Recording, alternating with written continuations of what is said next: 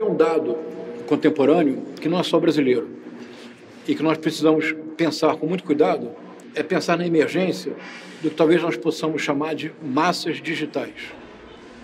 Na história política do Ocidente, a emergência das massas urbanas mudou radicalmente o panorama político. Entre as duas guerras, o modelo da democracia liberal entra em colapso pela emergência definitiva da massa urbana e pelo surgimento de dois meios de comunicação fundamentais que permitiram a ampliação do discurso dos demagogos. 3 instrumentos, 2 meios e 1 instrumento. O microfone,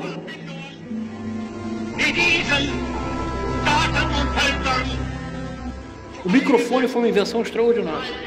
A possibilidade de, por exemplo, um comício de massa para 20 mil pessoas é inviável sem microfonia moderna. Não é possível.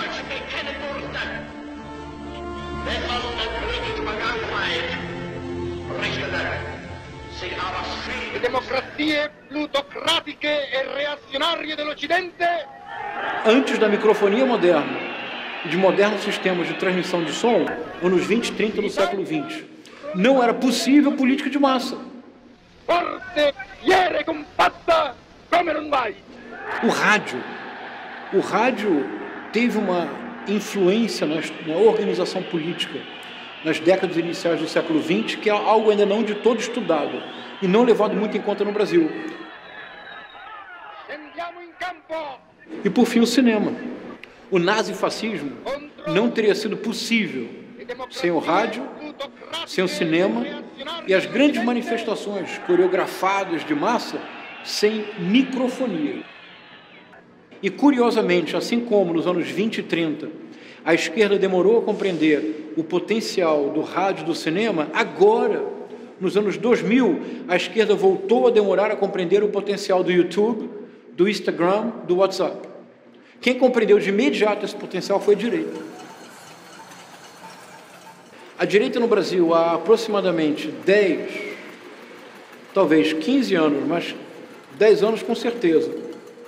A direita no Brasil ampliou consideravelmente o seu repertório de leituras,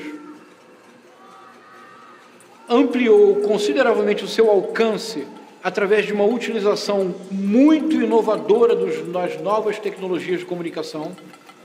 No YouTube e no WhatsApp, a direita faz hoje o que a esquerda fazia quando eu era jovem.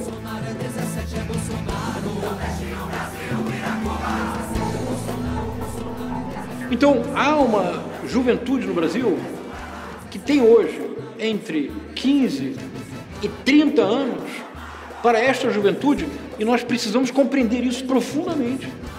E precisamos respeitar a legitimidade da escolha. Há uma juventude para a qual ser de direita é, paradoxalmente, ser revolucionário.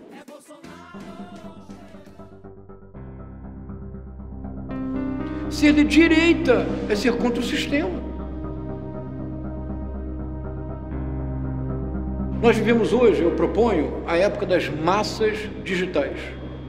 Assim como as massas urbanas levaram ao colapso do modelo da democracia liberal, as massas digitais estão levando ao colapso do modelo da democracia de massas.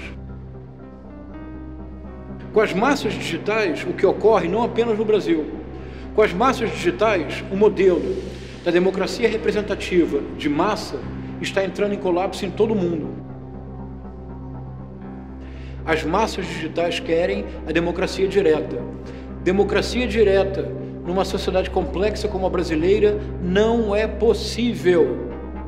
Democracia direta, como parece ser a proposta dessas massas digitais, só pode produzir caos, colapso e paralisia administrativa. Infelizmente, em 2013, o sentimento antissistêmico não tinha alternativa. Já não se acreditava na possibilidade de substituir os políticos que estão em Brasília por outros. Isso explodiu em 2018.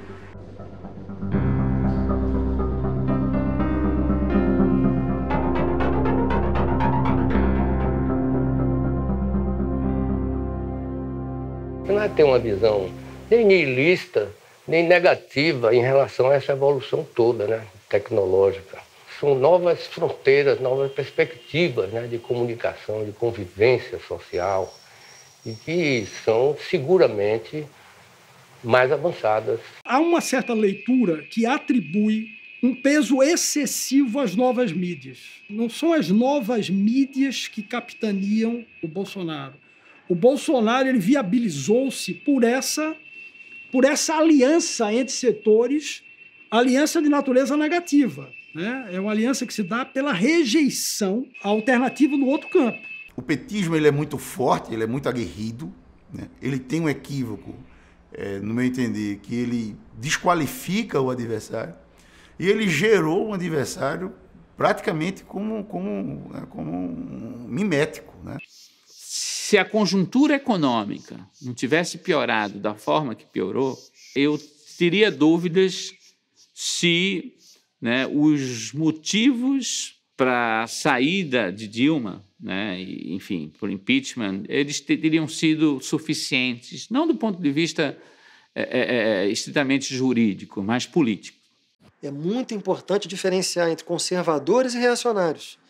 Conservadores são pessoas que admitem mudanças, tá?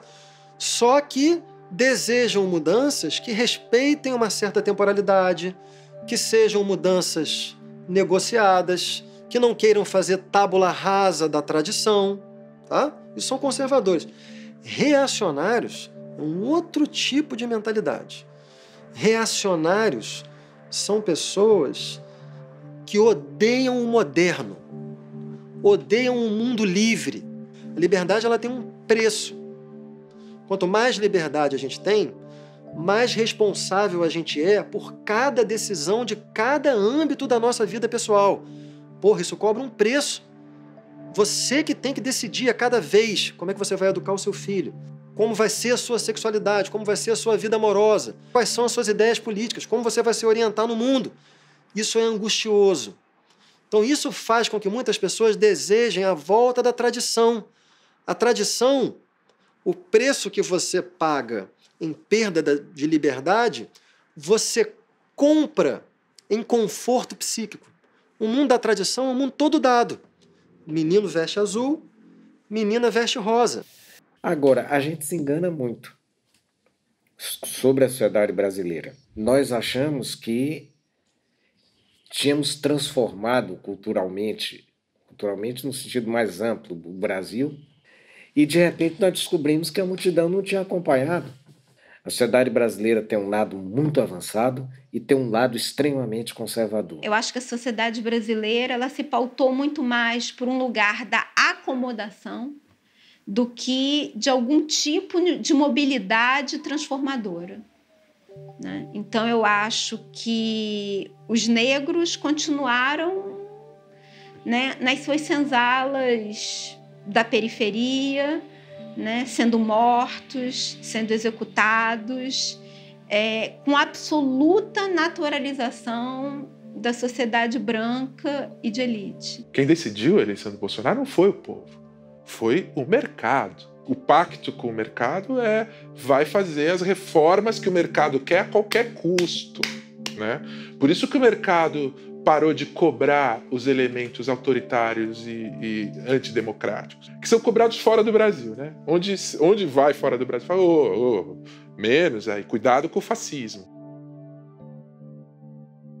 O eleitor votou por indignação. Essa indignação começou lá em 2013, com aquelas jornadas de 2013, aí teve a eleição de 2014, que isso não se concretizou, digamos, no resultado, mas veio num crescente, né? Na organização das redes sociais, aqui em São Paulo a gente sentia muito essa coisa das pessoas indo para a Paulista, veio o impeachment, e aí, já no final de 2017, a gente rodou uma pesquisa no IDEA que mostrava que 52% das pessoas queriam um presidente que fosse de fora da política, que não fosse nada do que estava aí. E aí é que surge uma figura como o Bolsonaro, que estava protegido da Lava Jato, não tinha nenhuma denúncia contra ele, era um político razoavelmente desconhecido e ele conseguiu, de alguma forma, vocalizar essa indignação, mais pelo que ele não disse do que pelo o que ele disse, mais pelo que ele não fez do que pelo que ele fez, mas mais pelo que os outros fizeram, representaram e disseram ao longo das suas vidas. Os outros concorrentes que já estavam na política há muito tempo, todos eles. E para o Bolsonaro, o melhor dos mundos, a gente via desde o início nas pesquisas, era ir para o segundo turno com o PT, exatamente porque isso viraria um plebiscito entre o PT e o anti-PT. Então eu voto para não ter mais o PT, para, enfim, quebrar essa continuidade de governos do PT que foram tão traumáticos, né, no final.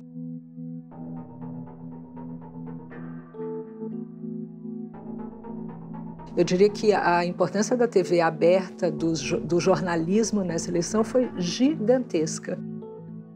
Para quem queria justificar o voto mais compromissado, ficou um debate entre a esquerda contra as reformas e o Bolsonaro é a favor das reformas, assim como eram Alckmin e outros candidatos no campo azul, né? E a economia sempre vai ter um papel importante nas nossas eleições, né? Mesmo que esse ano ela não tenha sido o ponto fundamental da campanha, a narrativa fundamental, ela sempre vai ter. E a Lava Jato, quer dizer, a questão da corrupção, que o Bolsonaro era um candidato que conseguia se proteger. Então, acho que esse conjunto da obra ali o beneficiou no final.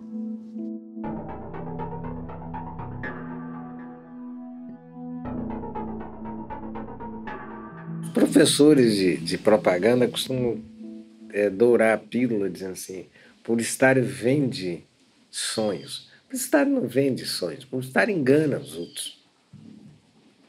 A mentira faz parte sistêmica da obtenção do lucro. E você tinha ao lado disso, da publicidade, a coisa do marketing. Então você junta essas coisas. O marketing é quem vai criando. Marx sacava isso no século XIX. Ele dizia assim: as mercadorias começam a lançar olhares sedutores para as pessoas. É o fetiche da mercadoria. Isso de criar o discurso do marketing, da propaganda, ser sempre feito dentro do campo sensual, foi levado para a política. E aí você tem uma série de truques tecnológicos e criar um grande reino da ilusão para ganhar a eleição. Então, aí é o momento em que o marketing deixa de ser político e se torna marketing eleitoral. Porque toda campanha publicitária ou política tem uma dose de mentira. Mas você vai a mentira até aqui, a mentira até ali, porque você sabe, se você extrapolar a mentira, aquilo pode, o tiro sair pela culatra. O João Santana apostou no contrário. Eu vou dar umas overdose de mentira, porque 80% dessa mentira vai colar. Quando a gente dá um passo para frente na vida, precisa saber preservar o que conquistou. Não podemos deixar que os fantasmas do passado voltem e levem tudo o que conseguimos com tanto esforço. Nosso emprego de hoje não pode voltar a ser o desemprego de ontem. Não podemos dar ouvidos a falsas promessas. O Brasil não quer voltar atrás. Desde que eu me desentendo por gente, o Brasil já acabou umas 6 vezes. O Brasil acabou quando o Plano Real dançou, supostamente ia dançar. O Brasil acabou quando teve um golpe militar de 64. O Brasil acabou. Agora o Brasil vai acabar com o Bolsonaro. Não acaba. Não é assim. Além disso, isso foi muito criado pelo marketing, de contribuir para acirrar um campo polarizado com grandes mentiras. Na campanha de Marina, disseram: Marina é financiada pelo Itaú. Marina ainda não respondeu por que quer dar independência ao Banco Central. Neca Setúbal, herdeira do Banco Itaú e coordenadora do programa de governo de Marina, talvez possa responder essa pergunta. Porra, eu trabalhei na campanha de Haddad. Naquela campanha de 2012 para prefeito de São Paulo, Neca Setúbal era a companheira Neca Setúbal participando da equipe que fazia o programa de educação de Haddad. Então eu via o tamanho da mentira. E Marina eleita, a comida some da mesa dos pobres e tal. E aquilo pegou e destruiu Marina. Marina tem dito que, se eleita, vai fazer a autonomia do Banco Central. Parece algo distante da vida da gente, né? Parece, mas não é. Isso significaria entregar aos banqueiros um grande poder de decisão sobre a sua vida e de sua família. Os juros que você paga, seu emprego, preços e até salários. Ou seja, os bancos assumem um poder que é do presidente e do Congresso, eleitos pelo povo. Foi uma irresponsabilidade, delinquência eletrônica. Aquilo é coisa para cadeia. É uma vergonha para o trabalho de propaganda política no Brasil. Eu uso, inclusive, a expressão delinquência eletrônica, não é minha, é do embaixador do Rubens e Cooper. Então, destruiu Marina com aquilo. Quer dizer, como é que você destrói uma pessoa de uma forma totalmente irresponsável, maluca? Porque aí o marketing já não era político, o marketing era eleitoral. Se ele não for bem, a gente tira ele! Ah, esse negócio de tortura não vai mais acontecer! A Constituição garante a nossa liberdade! Da última vez que o desse mesmo forno do marketing petista, que tornou a mentira uma coisa sistemática e sistêmica da propaganda política, vem essa história. Amanhã começa a ditadura fascista. Defendo a ditadura militar, inclusive quando falo em tortura, eu defendo a tortura também. Eu falo, tá na hora, vai ter que voltar para o marketing político ou ninguém vai acreditar mais nisso. Com os espetáculos de Duda Mendonça e João Santana, que virou um fogo de artifício. Ninguém acreditava mais em nada. Então eu falei, o próximo candidato, se quiser falar sério, tem que falar direto com a população. Para minha surpresa, claro, quem fez isso foi Bolsonaro. Cada um vai ser feliz da maneira que bem entender, não tem nada a ver com isso.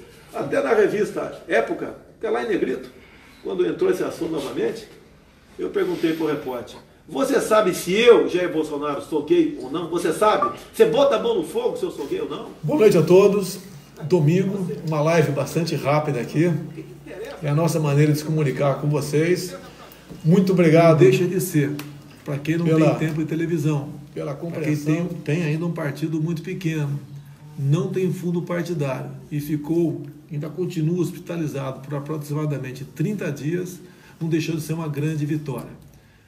Era o que faltava mesmo. Chegar ali e dizer, não, eu quero isso. Haddad ia desafiar ele e dizer, cala a boca, marmeteiro do presidiário de Curitiba. E quem ficou fazendo marketing eleitoral antigo? Haddad, Marina, etc. Todos se fuderam.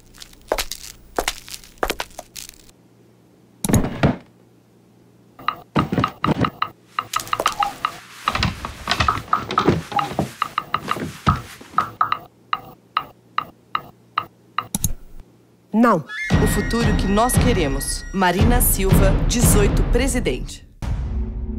Se alguém que viesse ao mundo agora abrisse seus olhos aqui no Brasil, viria um país com pessoas cegas pelo ódio. Um país dividido, onde um lado incita a violência contra o outro. Um ódio que se espalha e ameaça deixar o país a ponto de explodir. E nós, que não somos nem de um lado e nem do outro, temos o dever de não deixar o nosso país ser entregue ao caos do ódio cego. Precisamos fazer um país onde as ideias tenham mais poder que as armas, onde o diálogo tenha mais força que a agressão. Não é na bala, nem na faca, que vamos ter um país melhor. Nesses tempos difíceis pelo qual passa o nosso país, muitas pessoas podem achar que para melhorar a segurança pública, basta usar mais e mais violência. Não é por aí. Ciro, em vez de conversar, sentar num banco, numa cadeira e conversar com a população. Tá na hora de unir o Brasil. Eu sou ficha limpa, tenho propostas, experiência e converso com todos os lados. As pesquisas mostram que eu ganho com folga de Bolsonaro e de Haddad no segundo turno. Mas para isso eu preciso do seu voto já no primeiro turno. Não vote contra ninguém, vote a favor do Brasil. Nesse sentido, não pode deixar de se reconhecer que Bolsonaro é um fenômeno político.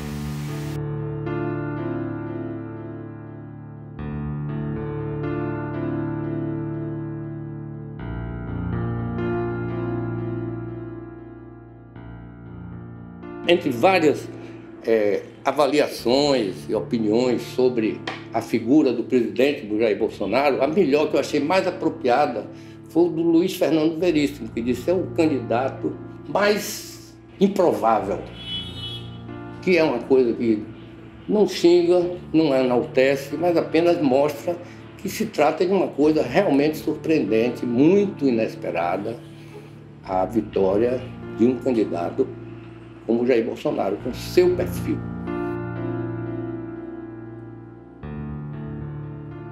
Uma disputa eleitoral, ela se apoia em 3 elementos, que é uma candidatura, um candidato e a campanha. Quer dizer, uma candidatura entendida como um conjunto de forças que você agrega, digamos, na largada.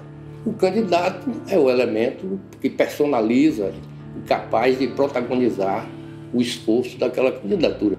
E o terceiro elemento é a campanha, quer dizer, o esforço e o embate entre essas candidaturas, entre esses concorrentes, competidores, para conquistar o apoio da população. A candidatura dele, desse ponto de vista desse entendimento, era uma candidatura sem nenhuma expressão. Não tinha um partido político. O partido dele, ele próprio disse que teve 6 meses para criar, para não sei o quê, tinha um deputado. Candidato, eu não fiz campanha, mas fiz o meu dever de casa, né? De levantar os pontos, como a gente faz, pontos fracos, pontos fortes, nossos e dos adversários, para saber como é que vai se desenrolar o combate, né? Onde é que você vai se defender, o que é que você vai enaltecer, e, ao contrário, com um sinal trocado, quais são os elementos mais vulneráveis do seu adversário. E, para mim, o Jair Bolsonaro era despreparado, grosseiro, retrógrado e antidemocrático. Esses 4 elementos, num candidato só, seria quase que cartão vermelho. Esse cara não tem chance. Então, ele, a candidatura fraca, ele, um candidato extremamente vulnerável e vitorioso. Qual é o terceiro elemento? A campanha. Muitos acusam Bolsonaro de tosco e despreparado, mas não se atentam para o que tivemos no passado recente. Votar no Sérgio Cabral é quase uma obrigação moral, ética, política. É um compromisso de honra para quem quer garantir um futuro melhor para os nossos filhos, para os nossos netos, para aqueles que a gente ama. Porque esse homem já provou que é um homem de bem. Já um capitão do exército que tem boa formação educacional e moral é sumariamente rechaçado por uma turma que só curte uma aparência cool de um idealismo que não leva em conta a barbárie civilizacional brasileira e que deve, portanto, ser enfrentada por alguém corajoso e sem politicamente correto. Não tinha tempo de televisão, não prejudicou ele. E utilizou da internet de uma maneira profissional, cujo alcance e impacto ainda está para ser devidamente avaliado e aferido, mas seguramente foi um elemento decisivo da sua vitória. O senhor acha então que a gente resolve a guerra com guerra? Opa, você quer combater um crime lá no Morro de Janeiro com flor, com flor? Né, com beijinhos? Corte rápido, faca, é Tramontina. O senhor não acha que essa castração química é uma coisa muito retrógrada, assim? Porque... Pergunta para estuprada o que ela acha. Corte rápido, faca, é Tramontina. O senhor já disse que, se eleito, colocaria vários militares no seu ministério, né? Se eleito presidente da República. Por quê? Olha, Dilma botou um montão de terrorista e ninguém falou nada. Corte rápido, faca, é Tramontina. Vamos lembrar que, há 6 meses das eleições, todos os candidatos derrotariam Bolsonaro, até 3 meses antes das eleições, 2 meses antes das eleições. Só quem não derrotava o Bolsonaro era o PT. O que aconteceu na campanha do Bolsonaro, que foi completamente diferente, é que ele não tinha uma central de distribuição de conteúdo, e isso a gente nunca tinha visto. Eles não tinham, né? Porque quando a gente fala do PMDB, do PSDB, aliás, e do PT, que são essas duas experiências que a gente viu, sempre foi com uma central de organização de conteúdo. Então, alguém lá decidia, hoje nós vamos falar sobre saúde. O filme é esse, o card é esse, o meme é esse, o áudio é esse, distribua-se, puf. Com o Bolsonaro não era assim.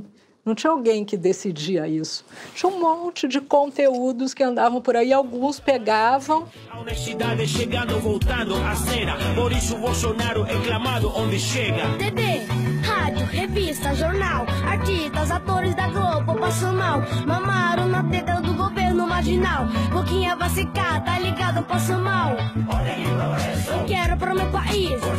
Representa um futuro mais feliz. Ir à escola porque quero aprender ciência, matemática, física, português. Não tenho idade pra isso. Ó, que nojento nascer menino. Vou me tornar um homem, Deus quis assim. Não me incomode, obrigado meus pais pela orientação. Bolsonaro na cabeça e no coração. Todo brasileiros que a minha voz escuta. Pátria, sou teu filho, não vou fugir à luta. Fotos de Bolsonaro ensinando uma criança a fazer o sinal de um revólver em cima do trio elétrico circularam nas redes sociais e nos veículos de imprensa. Qual foi o símbolo da campanha de Bolsonaro? A arminha. Ele sempre se posicionou como um cara a favor, agressivo, a favor da violência, homofóbico, quer dizer, com uma postura de rejeição mesmo, assim, no âmago, né? À diversidade, às minorias, aos excluídos. Sempre se comportou assim. E uma parte do seu eleitorado se identifica com isso. Sabe atirar? Sabe dar tiro? Atira. O Bolsonaro, ele se beneficiou de outros fatores que foram mediaticamente muito importantes. A facada tem um impacto não trivial, né? Então, ao mesmo tempo que o protegeu em relação a certos problemas de campanha que ele poderia enfrentar, como, por exemplo, em debates e coisas desse tipo, ele ficou insulado, né? Você blindou ele em relação a algumas vulnerabilidades que ele tinha. O ataque ao candidato Bolsonaro aconteceu em 6 de setembro. Ele participava de uma caminhada pelas ruas da cidade de Juiz de Fora, em Minas Gerais, quando foi supostamente esfaqueado. O candidato foi socorrido e levado para o hospital da Santa Casa. Lá, ele foi submetido à primeira cirurgia, uma laparotomia exploratória. Alguns dias depois, a pedido da família, Bolsonaro foi transferido para o Hospital Albert Einstein, em São Paulo, onde passou por uma nova intervenção. Bolsonaro passou 3 semanas internado e, a partir daí, sua campanha ficou restrita à internet.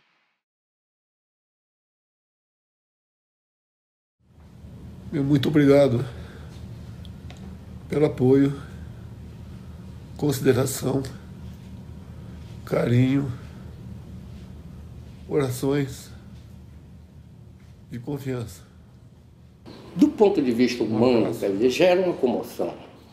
E, sobretudo, permitiu livrar ele de expor esses pontos negativos, o despreparo dele, a grosseria. Ele, que é um político profissional baixo clero, se beneficia de não ser conhecido para incorporar o que seria o político diferente.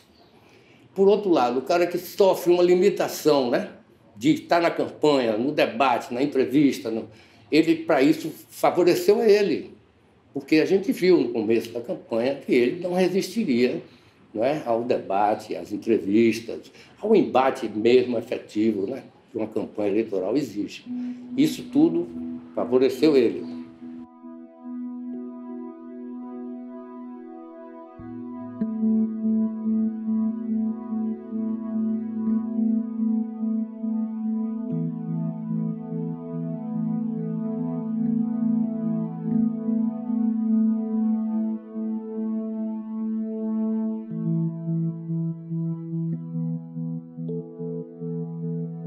Qual é o efeito das mídias sociais? É que os custos de mobilização se reduzem a praticamente zero. Quer dizer, alguém sentado no quarto, ele pode iniciar uma mobilização e, eventualmente, há inúmeros casos de mobilização bem-sucedida a partir do quarto de um cyberativista, né?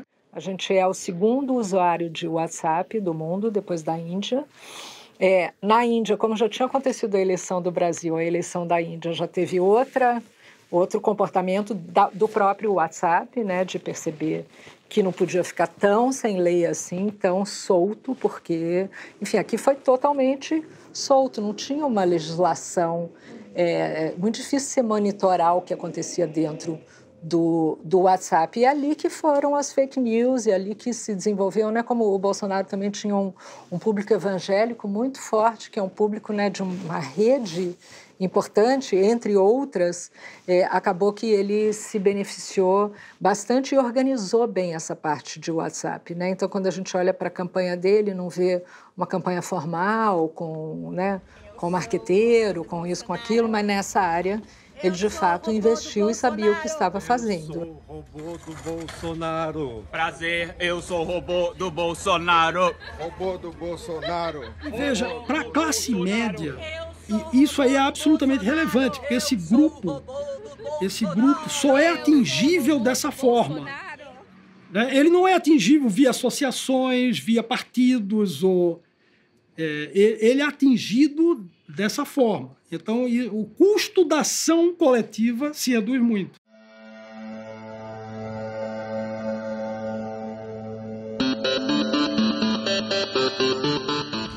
Olha, minha gente, aqui, ó. Tive acesso a essa lista de grupos do Bolsonaro.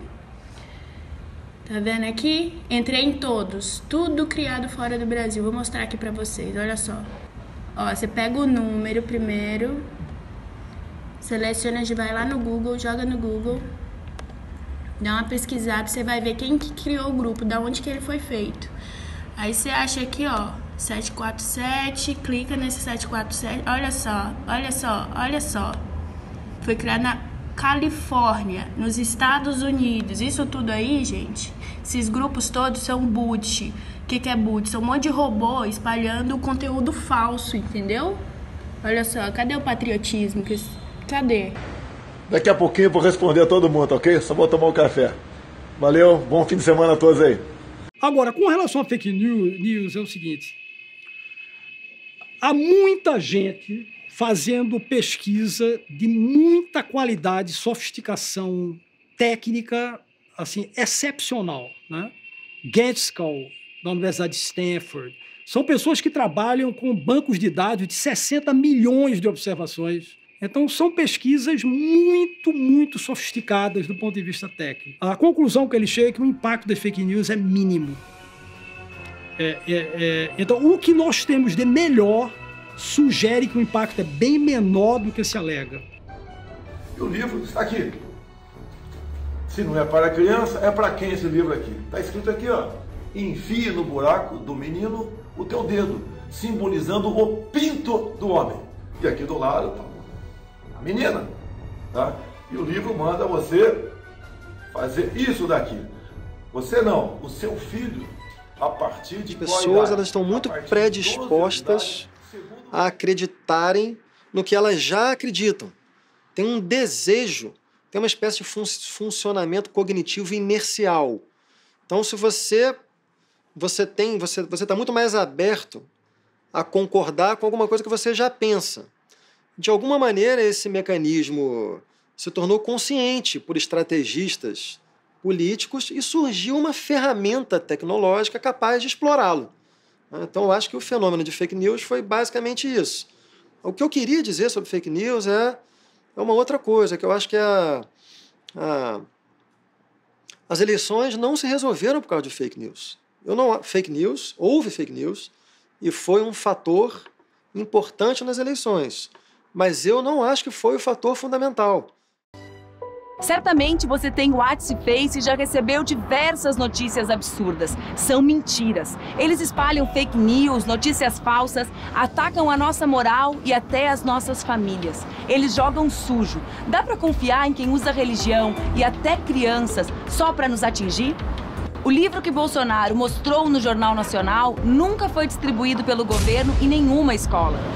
A Justiça já condenou e tirou do ar dezenas de páginas da internet que espalham mentiras. Fique atento. Se você receber uma destas, denuncie ao TSE ou mande pra gente. Ora, o PT não perdeu as eleições por causa de fake news. O PT perdeu as eleições por causa de um conjunto vasto de fatores que envolveram as fake news. Todo mundo conhece a MC Carol de Niterói. Liga pra Samu! Liga pra Samu! Ela quis transar com o teste, deu hemorragia. Liga pra Samu! Ela quis transar. 100% feminista, uma mulher que tem a história das mulheres brasileiras. Cospe na minha cara, me esculacha, vem por cima.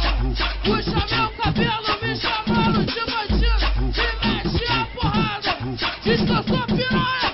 Hoje é de mentira, eu sou a melhor. Chega. Superação, muita luta e muita dignidade. É por isso que eu peço teu voto para deputada estadual na MC Carol de Niterói, 65100. No papo de Guaravita, eu fico suave. Tô usando crack, a maconha te engorda, use crack. Foi muito triste ver o Haddad, no segundo turno, vir falar: tem uma massa de mentiras violentíssimas na internet, nós estamos disponibilizando 0800 para as pessoas denunciarem. Se você chega nessa hora e trata um problema desse jeito, você já está liquidado, né? Já está liquidado há muito tempo, né? E se você receber uma notícia falsa no seu celular, reencaminhe para o número que você vê na tela. Nós vamos tomar as providências devidas. Nós estamos fazendo uma campanha propositiva e de paz, porque a gente acha que você merece um Brasil melhor. Até a vitória. Você sabe mesmo quem é Bolsonaro? Sabe quem está ao seu lado? Steve Bannon. Steve Bannon é acusado de sabotar regimes democráticos pelo mundo. Ele utiliza notícias falsas, as fake news, para espalhar medo e violência para vencer eleições. Bannon é especialista em espalhar terror no mundo. Bolsonaro já faz isso há 30 anos no Brasil. Vamos fuzilar a petralhada aqui do Acre! Você é uma idiota. Você é uma idiota. Bolsonaro. Quem conhece a verdade não vota nele. O bolsonarismo, ele foi se formando, ainda no primeiro turno das eleições, né, como essa espécie de lógica hiperconsistente, de tal forma que qualquer crítica que lhe era feita era transformada em uma confirmação das premissas do próprio bolsonarismo. Se a imprensa criticava o bolsonarismo ou até fazia uma denúncia, aval do açaí, vinham os bolsonaristas e falavam: a imprensa é vendida. Então a crítica virava uma confirmação do bolsonarismo. Se as mulheres faziam um movimento como o Ele Não, é porque as mulheres são feminazes que querem fazer proselitismo de ideologia de gênero. Então, mais uma razão para o bolsonarismo se fortalecer. Então, a certa altura, ficou muito claro que era impossível achar uma brecha na lógica hiperconsistente que se formou. E, de fato, ali não havia como derrotar aquilo. Ele é a bala em Marielle, ele é o ódio, a flor da pele, ele é o sangue na favela, ele é o mal. Onde nos quer o livre, ele é a jaula. A hipocrisia indita os cidadãos de bem que se escondem num discurso isento. Ele é você que não se vê ao lado de quem goza da coragem de dizer: pro fascismo não mais, pro machismo não mais, homofobia não mais, transfobia não mais, pro nazismo não mais, para o racismo não mais, xenofobia não mais, qualquer fobia não mais, intolerância não mais, não mais, não mais, não. Não, não, não, não, não, não, não, não, não, não. Ele não é a faca. Porque eu comecei a perceber que nas relações microsociais, né, por exemplo, no meu consultório, as coisas estavam mudando muito. As pessoas começavam a falar de um lugar que antes, de alguma forma, elas tinham algum pudor em falar. Durante um tempo, eu acho que um certo discurso de uma direita muito raivosa e de muito ódio ficou meio no armário. Nazismo não mais, para o racismo não mais, xenofobia não mais, qualquer fobia não mais, intolerância não mais, não mais, não mais, não. Essa direita raivosa teria saído do armário, né? Quer dizer, as falas começaram a não ter nenhuma regulação, né? Como, por exemplo, dizer que era insuportável ver um pobre no aeroporto, que se sentia incomodada de morar num edifício em que cruzava com um vizinho gay, por exemplo. Ser colega de tantos negros numa universidade. Que é difícil, que é duro, né? É duro a gente perceber que o outro não é como nós somos, né? Isso, de alguma forma, é uma perda, mas uma perda narcísica, mas que pode ser rico, pode ser interessante, pode ser construtivo para uma diversidade. E eu acho que quando a gente vai criando suportes na vida, né? Quer dizer, quando a gente vai adquirindo, né, alguns suportes na vida, essa é uma tentativa. Né? A tentativa de que a diferença não seja vista como uma aniquilação. Eu acho que, grosso modo, né, isso a gente pode dizer que é um pensamento de esquerda.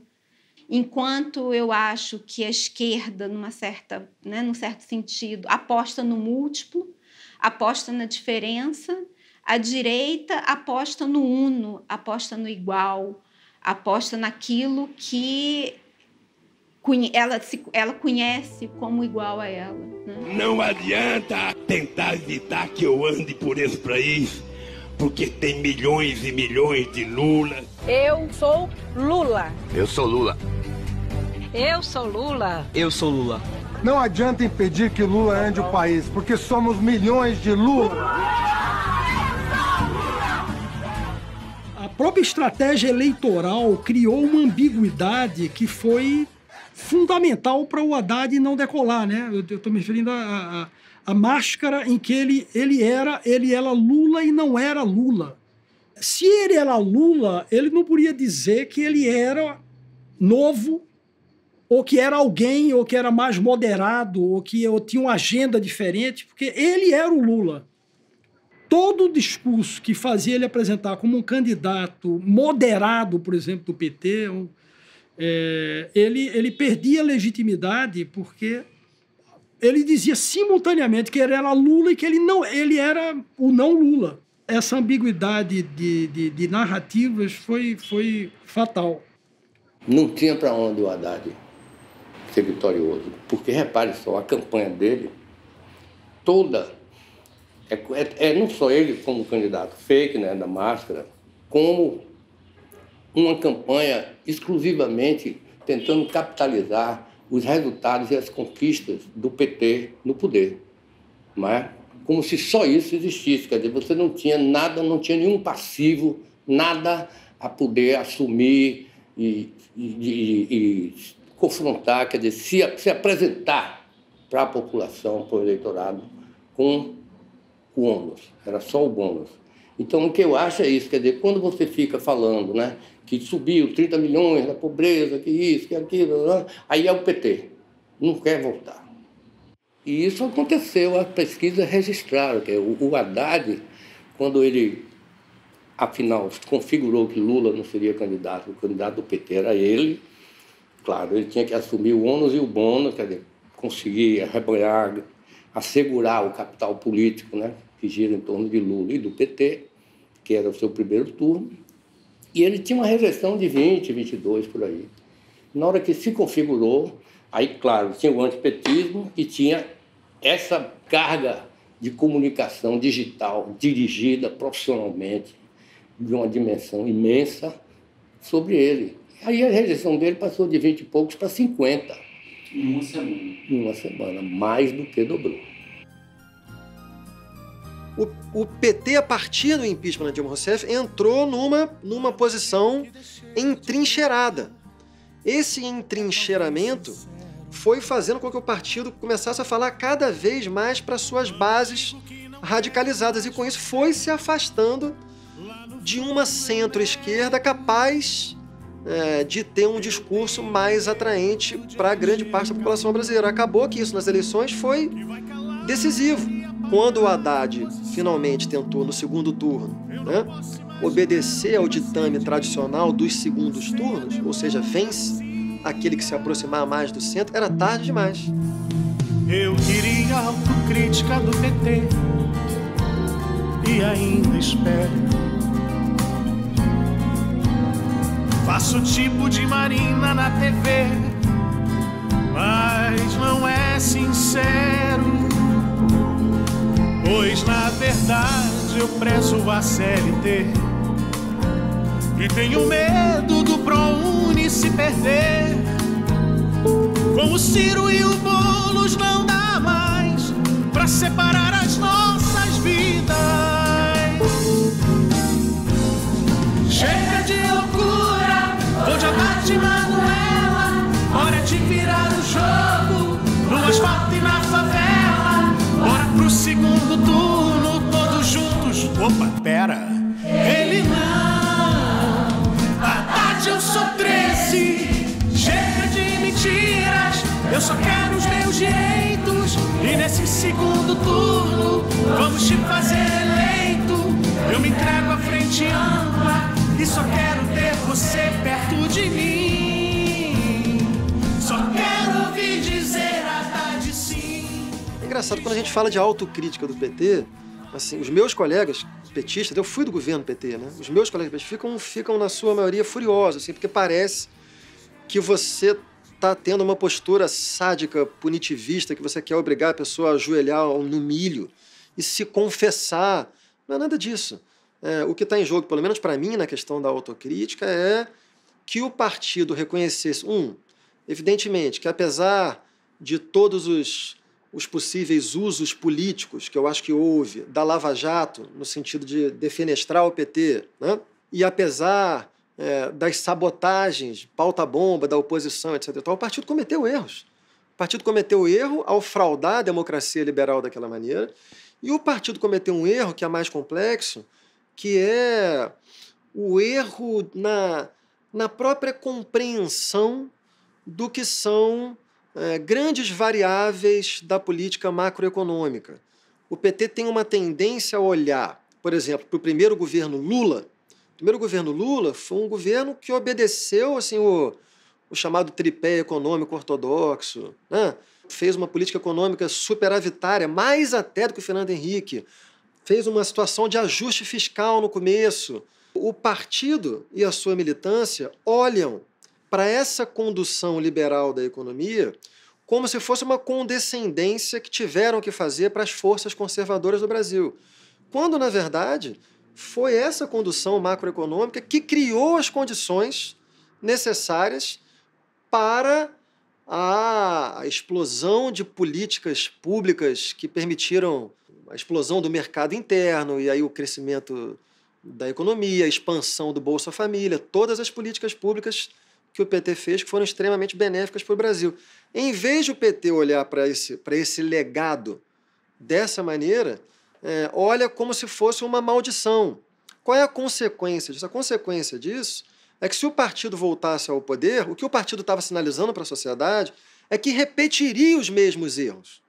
Então, acho que essa foi uma percepção muito importante dentro do conjunto dos traços que formaram o antipetismo. É absolutamente relevante o ambiente econômico para a gente entender as eleições. Ao longo do século XX, a gente não teve 2 anos consecutivos de quedas tão grandes do PIB como teve em 2015 e 2016.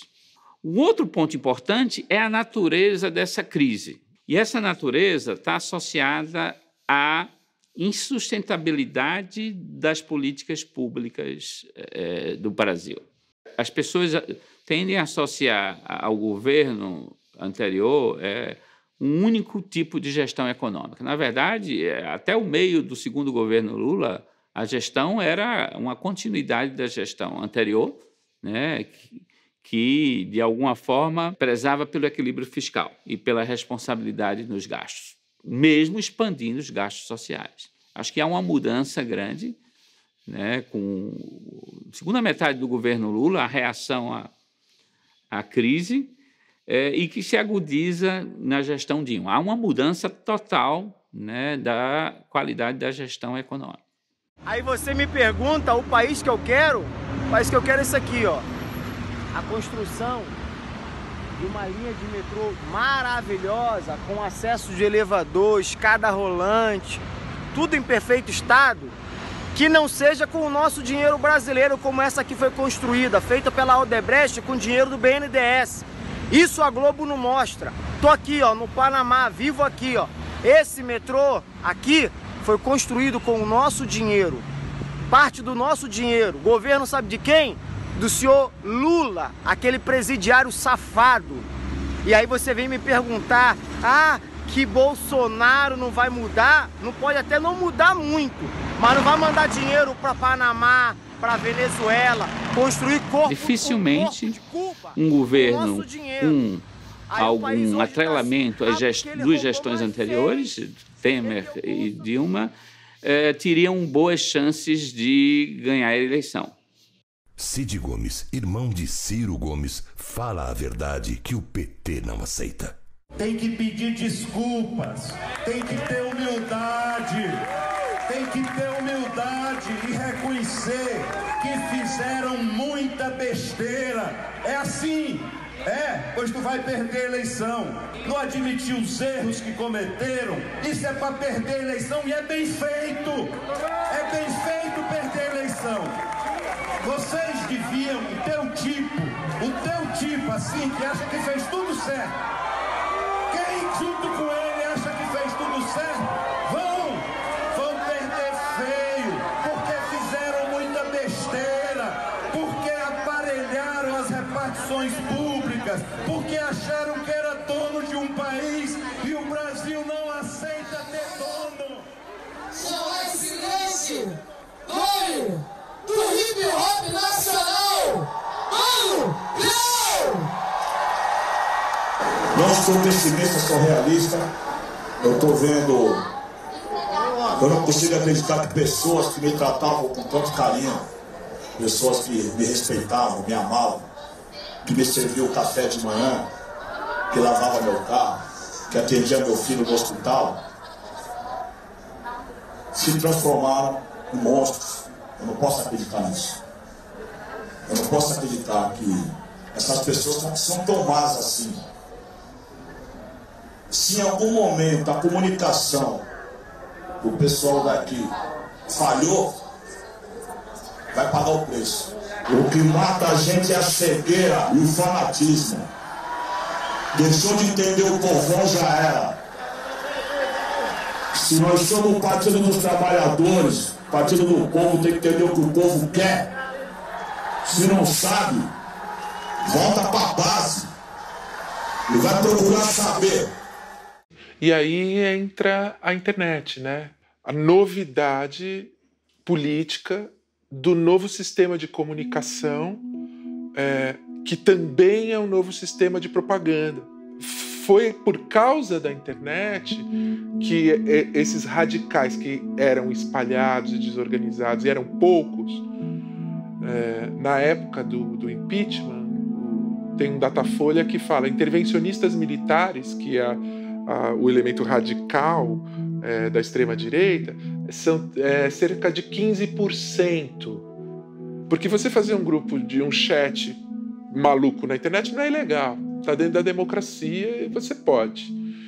embora você vai isolando um discurso radical. Depois aí vem os caras e usaram a mesma máquina que os americanos fizeram. Tem informações sobre isso, tem publicitários, produzem textos, produzem filmes, produzem memes e alimentam esses radicais que alimentam e aí entra numa circularidade. E isso foi pago e tem ilegalidade. E a democracia engoliu, aceitou. Porque o pacto social mais amplo era de interesse. O mercado aceitou, para falar a palavra. O mercado aceitou, o mercado liberou. Laissez-faire, laissez-passer, esses elementos ilegais e radicais, que botam o próprio continente da democracia em risco. Né? Então, a internet é um novo instrumento de propaganda extremista.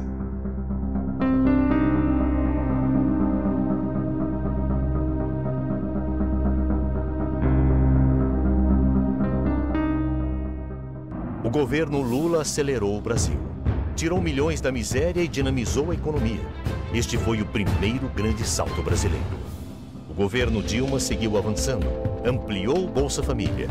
Está superando a miséria, valorizando a mulher e o consumidor, investindo em saúde, educação e infraestrutura e moralizando o setor público. Assim, prepara o segundo grande salto brasileiro, o salto mais definitivo da nossa história.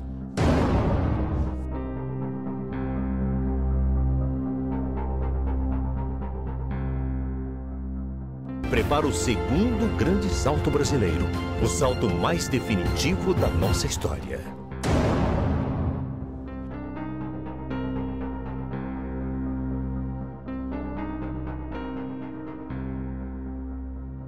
Prepara o segundo grande salto brasileiro, o salto mais definitivo da nossa história.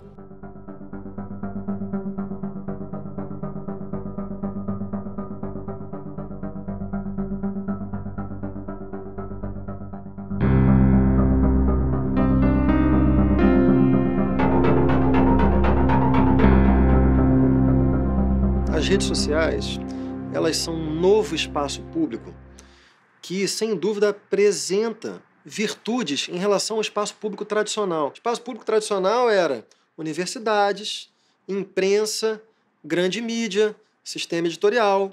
Então, quando emergem as redes sociais, todo mundo que tinha o desejo de fortalecimento, de aprofundamento da democracia, vê aquilo com bons olhos, porque é um novo espaço público constitutivamente mais democrático. Qualquer um pode entrar naquela arena e se manifestar. Todo mundo viu aquilo no início com bons olhos, né? À medida que esse processo foi se desenvolvendo, começaram a aparecer os problemas dele. Esse espaço público ele é tanto mais democrático quanto mais ignorante. As pessoas ali têm menos informação, funciona ali uma lógica do algoritmo que faz com que o seu chamado viés de confirmação, né? Essa espécie assim de desejo do nosso sistema cognitivo de só ouvir aquilo que a gente acredita. As redes sociais elas fortalecem isso com a polarização do país. Esse mecanismo de bolha, de algoritmo, foi ficando cada vez mais inflado e teve um efeito também para a própria experiência social, amizades, família, um efeito deletério também, as pessoas brigando muito umas com as outras, em larga medida por ignorância. Porque não conhecem legitimamente, primeiro, não reconhecem a legitimidade do adversário. Segundo, não conhecem os argumentos do adversário. Então, nesse momento, só o que a gente sabe é que a utopia das redes sociais como elemento fortalecedor da democracia não se sustentou. Esses filha da puta, desses baianos nordestinos, esses vagabundos do Nordeste, cara, votam tudo pra esse Haddad, cara. Então, por que nós fazemos parte disso, velho? Por que não separamos do Sudeste pra baixo lá, Rio de Janeiro, São Paulo, Brasil, Curitiba, Santa Catarina, tudo o Bolsonaro ganhou, entendeu? Por que nós não separamos? Fascista, sangue ruim. Caba de PS saia. Pega o beco daqui. Eu dou nó em pingo d'água, eu belisco azulejo, eu tiro leite de pedra e pra fome seca eu não deito. Meu coração é emocionado que só me obriga a dizer: não tem nada nesse mundo que eu não possa fazer. Eu não quero ser rico e eu lhe digo novamente: eu quero beber, eu quero comer, eu quero ter casa pra morar e paz pra minha gente. Meu povo é forte, meu sotaque é lindo, não mexa comigo, que eu sou nordestino. Essa polarização atual no Brasil tem criado o que eu proponho chamar para nossa reflexão de analfabetismo ideológico. Em alguma medida, as eleições de 2018 aí encontram uma das suas raízes mais profundas. O analfabeto ideológico é aquele que só consegue ler o que seja o espelho das suas convicções políticas. O diálogo se torna impossível. É uma repetição contínua das mesmas ideias e você só fala para aqueles que já concordam com tudo aquilo que você pode dizer. É uma ameaça real ao que nós chamamos de jogo democrático. Para romper com essas bolhas, com esse analfabetismo ideológico, com essa polarização que é muito perigosa, veja o caso da Venezuela. O problema real da Venezuela é que desde 2002, quando houve um golpe de Estado contra Hugo Chávez, que ficou 3 dias fora do poder e depois retornou ao poder, desde então o país nunca mais conseguiu dialogar. Foi uma polarização crescente, cada vez mais extrema, que chegou ao ponto em que se encontra hoje a Venezuela. É óbvio que o Brasil não é Venezuela, é óbvio que nós não temos a dependência de um único produto de exportação, o petróleo. É claro que nós somos uma economia muito mais diversificada, é claro que nós temos instituições muito mais sólidas, mas é muito preocupante verificar como hoje no Brasil pessoas de esquerda não conseguem dialogar com pessoas de direita que, por sua vez, não conseguem sequer olhar para pessoas de esquerda.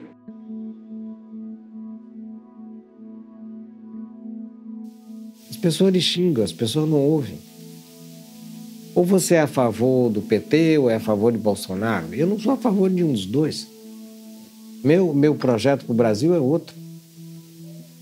Hoje eu penso para mim assim, esquerda é uma moral e só acredito numa esquerda social. Esquerda política eu não acredito.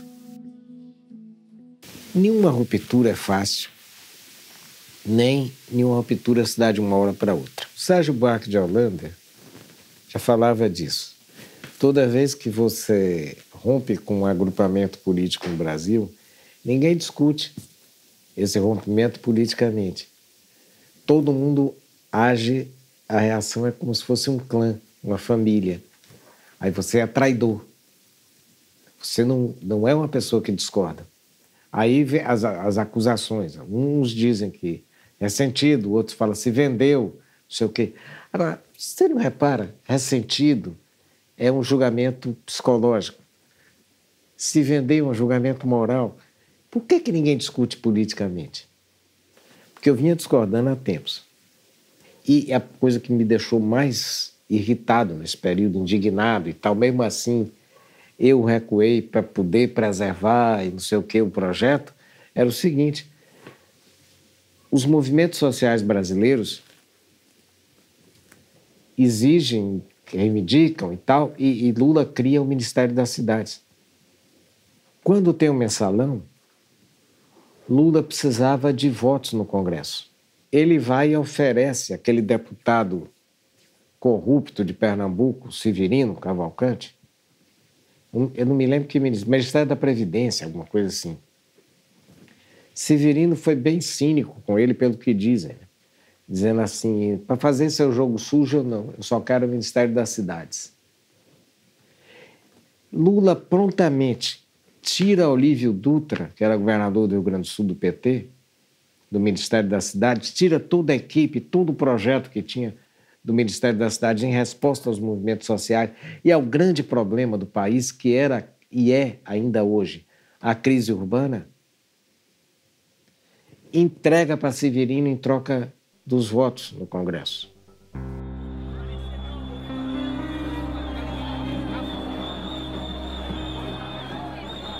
Se o Ministério da Cidade tivesse sido uma coisa séria, ele teria cuidado da mobilidade urbana, dos transportes coletivos, dos preços das coisas, etc. Teria um ministério atuando dentro das cidades. Esse fracasso do Ministério das Cidades é que gera 2013. Que você vai se lembrar que é um aumento de 20 centavos no ônibus. E as pessoas não poderem se mover. As pessoas ficam falando milhões de coisas, estádio, padrão FIFA, não sei o que. Isso tudo foi depois.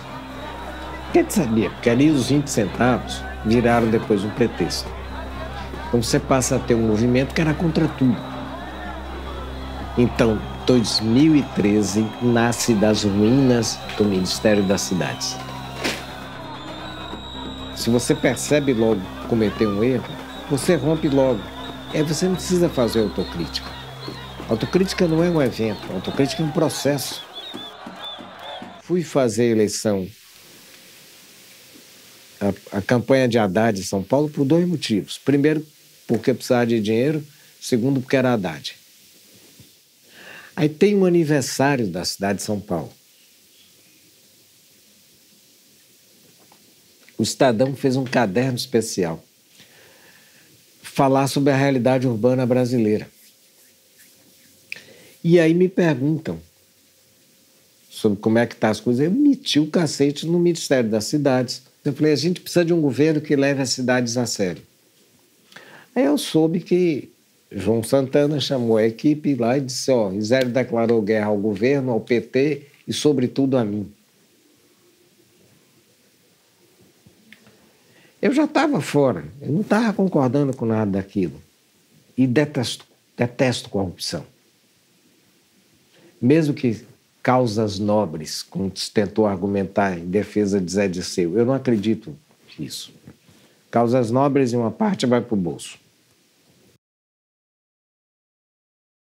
A corrupção também aumentou. E ela aumentou pelo mesmo fator que explica a crise econômica. E isso tem a ver com o boom de commodities que nós tivemos, né, na América Latina e particularmente no Brasil. Você não só teve um aumento em que algumas commodities tiveram seu preço aumentado em 10 vezes, ao mesmo tempo que se descobre a maior reserva de petróleo existente no planeta, no Brasil, que é o pré-sal. E aí tem um terceiro elemento, é a conjunção de Olimpíadas e Copa do Mundo no Brasil, que isso está associado a um surto de construção e de intervenção pública, como não se tinha desde o início da década de 70, no auge dos militares.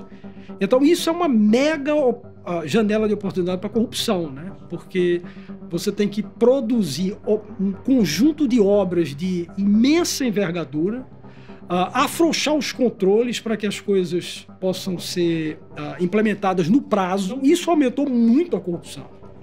Seus efeitos sobre o sistema político foram devastadores, porque quando você expõe a corrupção naquele nível, né, e que as entranhas do financiamento eleitoral empresarial corrupto, né, foram expostas daquela maneira, isso levou a uma resposta do STF, que foi a proibição do financiamento empresarial. Então, isso por si é um grande efeito da Lava Jato, né, e de uma forma mais ampla dessa exposição da corrupção. Isso tem efeitos muito importantes. São milhões de pessoas que não têm o básico, né? Não tem saneamento, que convivem no cotidiano de homicídio. Né? Não é, a violência nossa não é a violência que está só te roubando, só entre aspas. É o medo de morrer, né? O medo de... Aí você escuta, né? Você lê, que são milhões de desvio. Não há como taxar essa reivindicação meramente como algo moralista, como algo despolitizado, me parece um grande equívoco. Não ter muita sensibilidade ao cotidiano das pessoas. O que eu estou querendo dizer é que eu não vejo como um erro das pessoas a centralidade, né, que a grande maioria dos brasileiros atribui à questão da corrupção.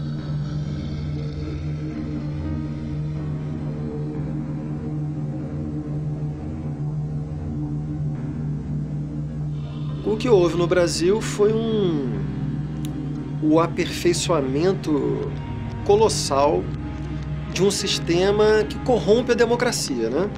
Que é um sistema em que quem está no poder faz um conluio com as grandes empreiteiras que movimentam bilhões de reais. Então você frauda a licitação. Para que as empreiteiras vençam uma licitação fraudada, os partidos cobram uma comissão, né? E com essa comissão os partidos financiam suas campanhas bilionárias, se reelegem, se perpetuam no poder, né? O mecanismo é conhecido. Eu acho que o que talvez seja interessante fazer é uma reflexão de teoria política sobre ele. Ou a gente acaba com eles, ou eles acabam com o Brasil. Show Corrupção, uma campanha do PT e do povo brasileiro. O que eu acho que acontece é que o PT sempre desconfiou de que o funcionamento do sistema político era tal que se ele jogasse plenamente o jogo da democracia liberal republicana, ele perderia. Eu acho que o mensalão é uma consequência disso, o chamado mensalão, né? E o chamado petrolão também.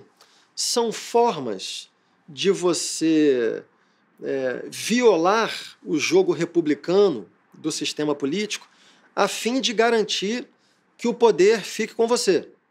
No caso do PT, eu acho que era garantir que o poder fique com você para criar políticas públicas universais que o partido acreditava que eram benéficas para o país. Qual é o problema? O problema é que se você exerce essas medidas de corrupção da democracia liberal, aí eu acho que você foi para um extremo que é insustentável. Porque aí você acabou de vez com a sustentação elementar da democracia liberal, que você não pode partir da premissa de que você está certo e que as pessoas que não votam em você estão erradas. As denúncias comprovadas de corrupção nos anos do PT no poder somam inacreditáveis 47 bilhões de reais. Entre os diversos escândalos, 2 são simbólicos. O mensalão, esquema criado por Lula e José Dirceu para comprar apoio de deputados e senadores com dinheiro público. E o petrolão, mega esquema montado pelo PT na Petrobras, que desviou mais de 42 bilhões de reais e passou a ser considerado o maior escândalo de corrupção da história do mundo. O problema da corrupção foi imputado à esquerda, mas é um problema da ordem pública e política democrática. Não dá para fugir. Dá para botar a cabeça debaixo da coisa e dizer não falamos disso, porque isso, na verdade, não se fala. Não, a direita está falando, a direita está usando isso contra você. Acha um jeito, fala disso. A bandeira da corrupção é sempre uma bandeira da oposição. Em geral, essa questão é pensada muitas vezes como uma bandeira da esquerda ou da direita. Não. Há um programa de pesquisa muito amplo sobre corrupção em vários acadêmicos que participam disso, e isso está plenamente estabelecido. Quem tem a caneta é um incumbente. Só quem pode praticar efetivamente a corrupção é quem controla governos. Houve uma intensa mobilização nesse sentido no ocaso do governo militar, de toda a corrupção produzida no governo militar no Brasil. A esquerda mobilizou esse tema contra a direita. Então, quem foi afetado no primeiro momento pela Lava Jato, pelas instituições de controle, etc., foi quem estava no poder. Para que nós recuperemos a capacidade de diálogo com a sociedade, nós vamos ter que reconhecer que, infelizmente, no poder federal, o PT lançou mão das práticas que são as práticas usuais da política brasileira. O PT não inventou nenhuma forma nova de corrupção, mas ele sistematizou, infelizmente. Se nós insistirmos no discurso de que o Lula é 100% inocente, ele não é 100% inocente. Nós sabemos disso. Nós sabemos que, infelizmente, ele se deixou encantar pelas benesses de algumas facilidades, que para um líder, o maior líder popular do Brasil, não são aceitáveis. Enquanto a esquerda, agora, ao mesmo tempo, o tratamento que a justiça deu ao Lula é inconstitucional. Mas eu não preciso, para condenar o óbvio caráter parcial da Lava Jato, caráter parcial evidente no fato de um juiz ter vazado áudios da gravação da conversa de uma presidente com um ex-presidente, quando a Polícia Federal já não permitia mais que aquela conversa tivesse sido gravada. Este juiz, naquele momento, deveria ter sido destituído no caso. Deixa eu te falar uma coisa.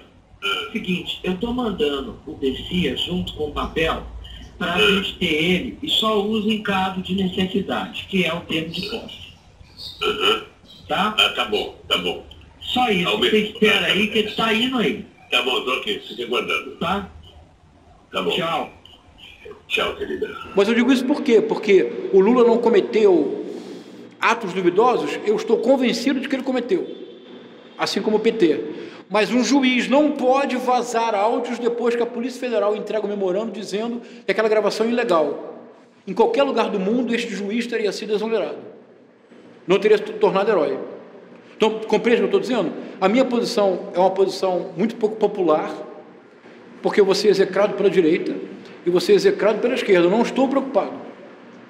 Eles não entenderam que a regra do jogo que valia para o modo de produzir política das elites, em que se construiu um grande sistema de vasos comunicantes entre as grandes empresas e o Estado, que era todo um sistema ilegal e corrupto, e que isso começou no Brasil na ditadura militar, até o PT chegar no poder e herdar esse negócio e entrar nesse jogo, eles não perceberam que a suspeição do juízo sobre essa máquina corrupta, das grandes empresas brasileiras com o Estado, que são os homens mais ricos do país que faziam isso, que o modo com que a direita era tratada nesse jogo eles não seriam tratados do mesmo modo. Isso é um erro político, né? Não perceber a sua própria força ou fraqueza. Eles acharam, eu acho, assim, não sei se acharam ou não tinham alternativas ou não queriam pensar alternativas, que iam para a justiça com seus advogados e que isso ia ser levado até a eleição, o Lula ia ser eleito, ia continuar o jogo. Não era isso. Não era isso. Ali era para derrubar. Derrubou, né? Então, assim, aí que eu digo que eles pensaram mal o problema da corrupção, politicamente o problema da corrupção, né? Que foi levantado, armado, exposto para alienar o PT. E nesse sentido os caras deram um checkmate, na medida em que o PT não tinha resposta para isso. Deram a primazia dos bandidos fazer um pichuleco pelo Brasil inteiro. Deram a primazia dos bandidos chamar a gente de petralha. É claro que isso para que isso funcionasse, precisava ter massas na rua direito. Então volta todo esse jogo, né? Agora, a posição que o PT foi parar e o Lula foi parar é uma posição péssima. Um cara com a importância dele, com a legitimidade democrática dele, com o desejo político que ele representa para o povo brasileiro, ficar isolado, incomunicável. Eu não estou acima da justiça. Se eu não acreditasse na justiça, eu não tinha feito um partido político. Eu tinha proposto uma revolução nesse país. Porque não entendeu o processo do que estava sendo construído para ele. Baseado nos autos do processo. E é preciso que o circuito político se organize, né? Que haja para onde o desejo das pessoas se dirija, né? E, infelizmente, o PT vai ter que aprender que esse processo vai ser feito sem a liderança do Lula. Tem que acabar o luto da esquerda, pela sua própria crise, pelos seus próprios, pela violência que sofreu e pelos erros que fez. Tem que acabar o luto. Não dá para ficar nessa posição para sempre, né?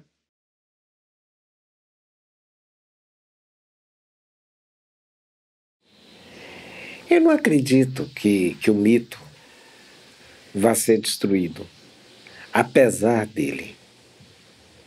Porque o povo brasileiro gosta muito dele. Eu tenho mais de 70 horas de Jornal Nacional me triturando. Um cara que tinha deixado a presidência com aquele grau de aprovação popular. Um cara que estava entrando na história do Brasil como um mito maior do que de Getúlio.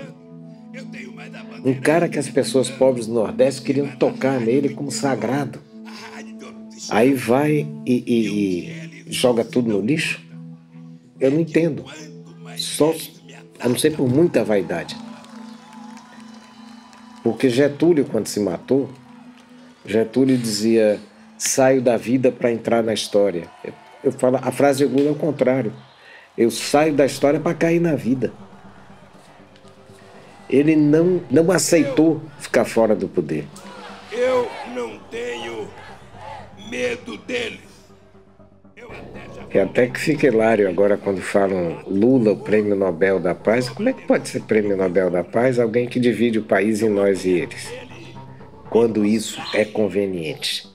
Que quando não é, chama Zé Alencar, chama a burguesia industrial.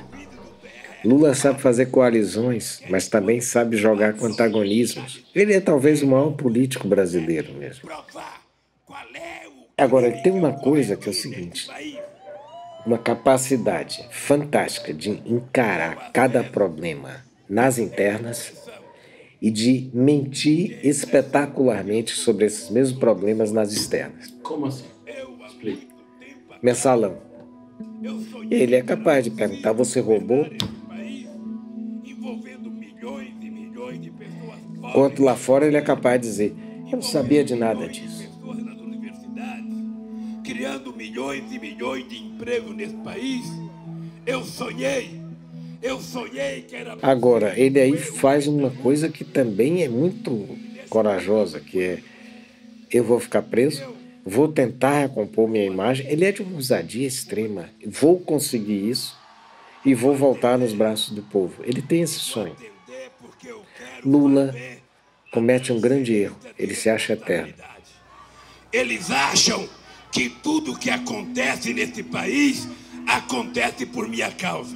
Não adiantam tentar evitar que eu ande por esse país, porque tem milhões e milhões de Lulas, de Bolo, de Manuela, de Dilma Rousseff para andar por mim.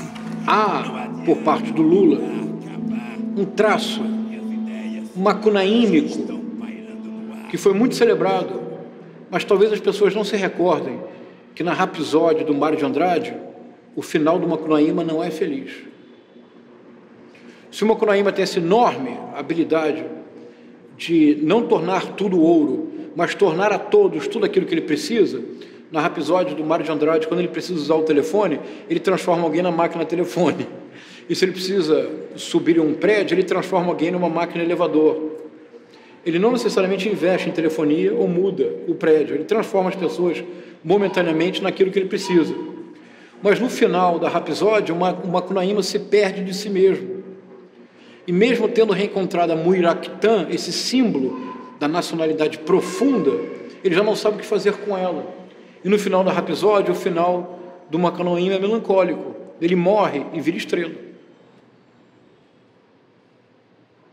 O poder no Brasil é o nosso Ricardo III, shakespeariano.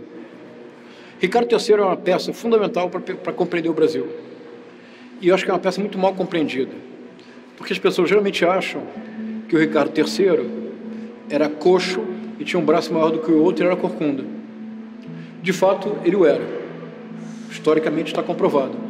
Mas, no fundo, o que Shakespeare está tentando mostrar na peça, creio, é algo muito mais interessante, muito mais profundo. Ele está mostrando que o poder é um imã que a todos atrai e a todos conforma a sua imagem e semelhança.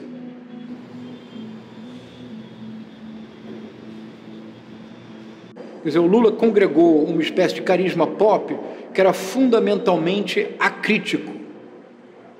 E precisamente essa dimensão acrítica não permitiu que nós nos dessemos conta de alguns pontos muito importantes, nevrálgicos, No poder, infelizmente, o PT, de fato, não foi exatamente um partido de esquerda, como nós poderíamos imaginar.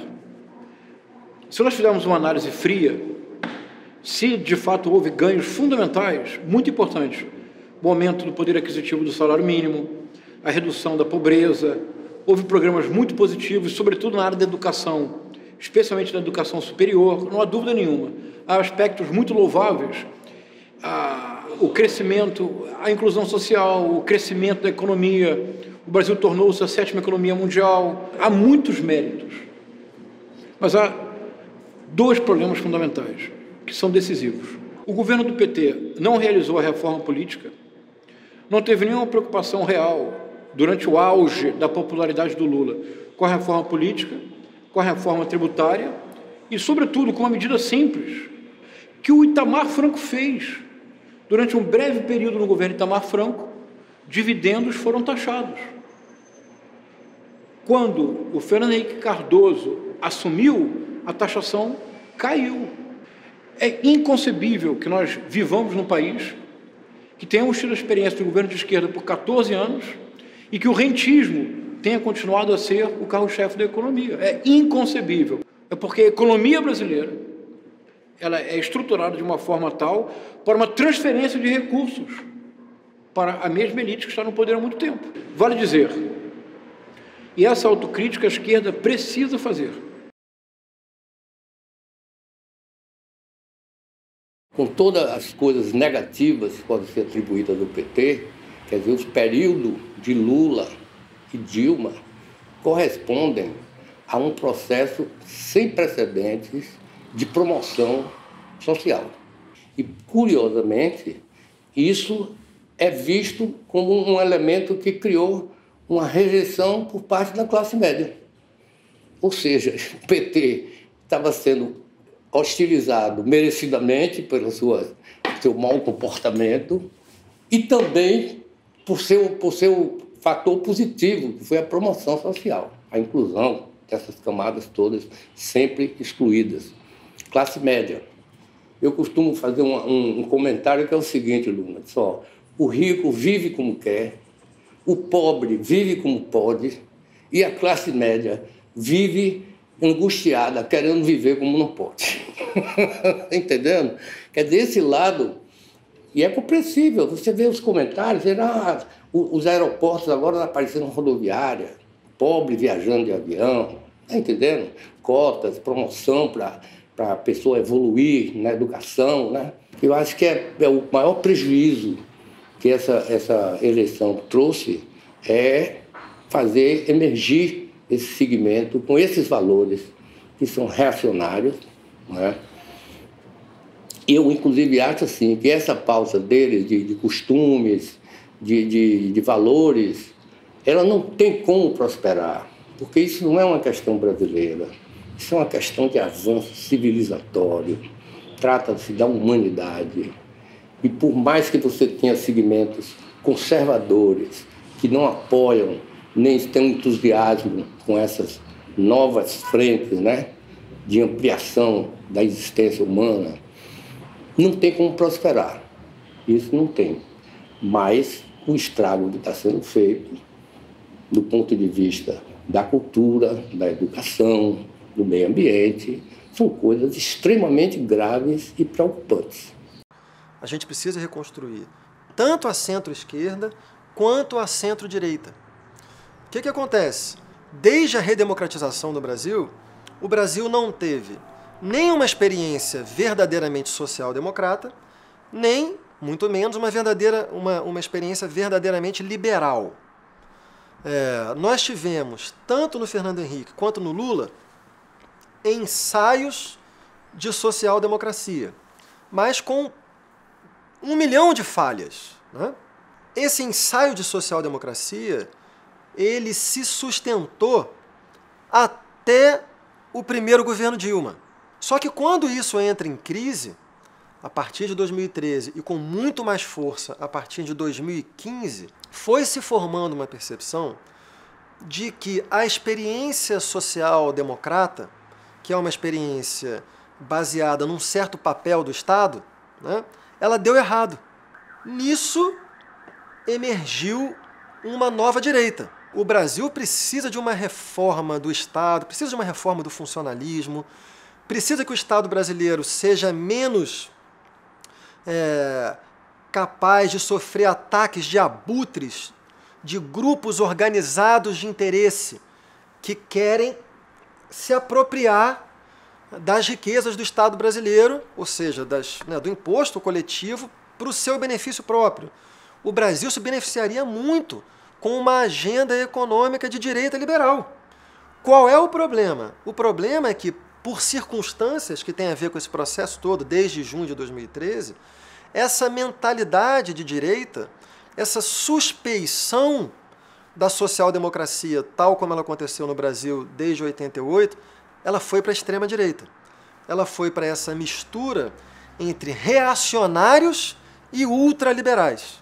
Eu acho que parte do esforço deve ser no sentido de tentar dissociar essa mentalidade de direita no Brasil, que pode ser positiva, dessa gente.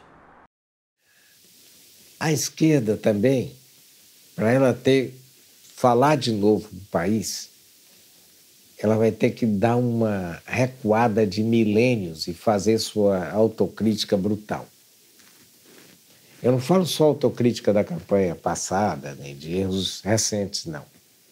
Porque essa é engraçada, né? Lula não faz autocrítica, o PSDB, a rede, não sei o que, cobra autocrítica de Lula, mas também não fazem as suas.